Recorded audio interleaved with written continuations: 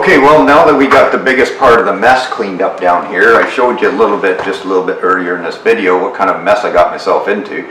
So we had a 142-year-old basement here, and the stairs were a mess and they're coming apart, and I have no idea how someone didn't get hurt. They had carpet over them, and the stringer, the actual treads were coming out of the stringers.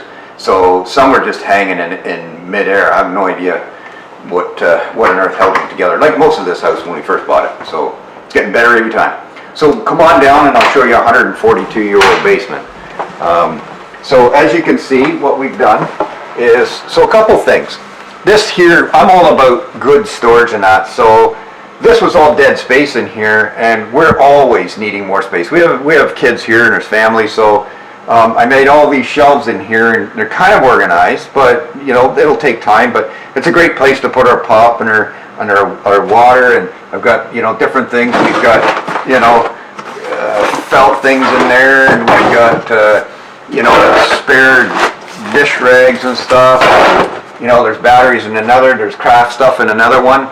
So it just makes fantastic storage, and it's hidden away. So this mess, you don't see it from the rest of the house. So as you can see down the stairs here, before I kind of showed you the mess of when the stairs were gone, but they were a disaster. So what I did was I tore them all apart. I pulled all the treads off. There was a riser on the back too, but I got rid of it because these are oak treads, so they're very strong, and I didn't need the risers on them, and because they're only 32 inches in width, so they're plenty strong. They're not going anywhere.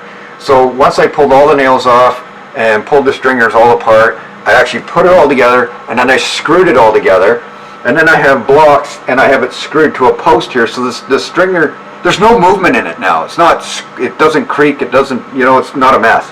So then I just painted them gray. So come on down and I'll show you the rest of the what a 142-year-old basement looks like. So as you can see, so at the bottom here, they actually, the stringers didn't even come right to the floor, down to the concrete. They were short by 2 steps. So all I did was I took some 6x6 pressure treated, and I made 2 extra treads, 2 extra rises. So they're only, the rise is 7 7/8 on each one, which Ontario Building Code states you can go 7 7/8. So we're right on the money. So and the only one that I couldn't get was the bottom step is only 7 1/4 inches. So it's a little bit different. There's nothing I could do about it to make them all even. So it worked out. So yeah, come on around here and I'll show you. So in the back here, you can see where the risers were in here. So we got rid of them. We didn't need them because they're super strong. They're oak. So, and then I was able, I had to beef it up a little bit back here. What I did too was I cut the floor back so we could get the stringer back 6 more inches, and I'll show you up here what we did. So right here, we gained another 6 inches because this bottom tread was way out here. So when you come down, you whack your head on there. So I actually put a piece of pipe wrap on that as well. So now when I come down, I won't whack my head. So anyway, so that's all cleaned up now, and we actually fixed this up. As you can see here, in this old house, they actually had a post here with a 6x6 on top holding up 2 floor beams, and it was kind of teetering on it. So we doctored that up. So we put a post here, and we put 2 plates on the floor, and I put another 2x8 bolt or screwed to the side of it to keep them all from twisting.